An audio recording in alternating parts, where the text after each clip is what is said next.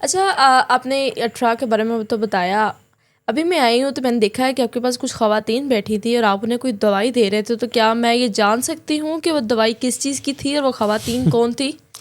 یہ سوال تو ہمارے ریلیونٹ نہیں ہے، لیکن خیر میں آپ کو بتا دیتا ہوں. میرے پاس الحمدللہ میرے والد اور والدہ کے توسط سے 2 طرح کی میڈیسن ہے، ایک اٹھرا کے لیے اور ایک لکوریا کے لیے. اچھا، یہ 2 طرح کی میڈیسن ہے الحمدللہ، اور ہم فی سبیل اللہ دیتے ہیں. یہ میڈیسن اٹھرا اور لیکوریا کی خواتین کے لیے بالکل فری ہے؟ بالکل فری ہے، کوئی پیسے چارجز نہیں ہے ان سے، کوئی کسی قسم کا نہیں.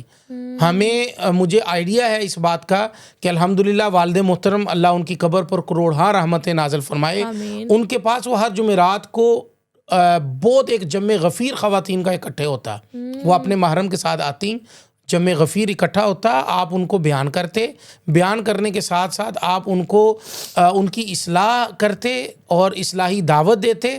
دعوت دینے کے بعد ان کا عقیدہ درست کرنے پر ان کے ساتھ گفتگو کرتے، پھر ان کو میڈیسن دیتے اور ان کو کھانا بھی کھلاتے، اور وہ فی سبیل اللہ دیتے. بالکل فی سبیل اللہ، بالکل فی سبیل کوئی اللہ، پیسے نہیں. کوئی پیسہ نہیں ہے. اور آج الحمدللہ میں بھی اسی میڈیسن کو بالکل فی سبیل اللہ دیتا ہوں، اور لوگ آتے ہیں لاہور ٹھوکر نیاز پہ پر ہم بیٹھتے ہیں، لاہور آتے ہیں اور لوگ ہم سے لے کے جاتے ہیں. بہت ساری خواتین آتی ہیں لے کر جاتی ہیں، ہم دوائی کا پارسل نہیں بھیجتے، پارسل نہیں کرتے ہم. اس کا ریزن ہے، چاہے اس کا عورت ہے ریزن چاہے مرد ہے. جی اس کا ریزن ہے کہ جب ابا جان حیات تھے بہت سارے لوگوں نے بہت زیادہ میڈیسن تھوڑی تھوڑی اکٹھی کر کے لاکھوں روپے میں بیچ دی. تو اس لیے ہم چاہتے ہیں کہ اس دوائی کا مس یوز نہ ہو.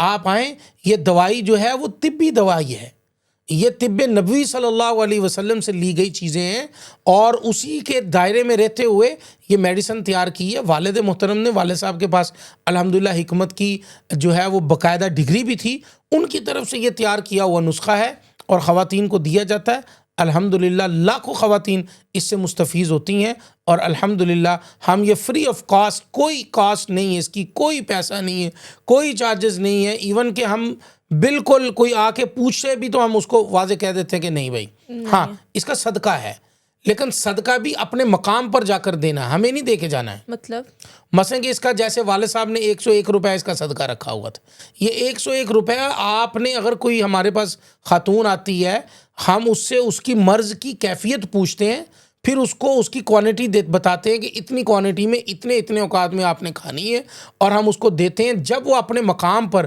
مثال کے طور پر ایک خاتون کراچی سے آئی ہے، وہ میڈیسن لینے آئی ہے، وہ کراچی چلی جائے، اپنے مقام پر جا کر 101 روپے دے دیں.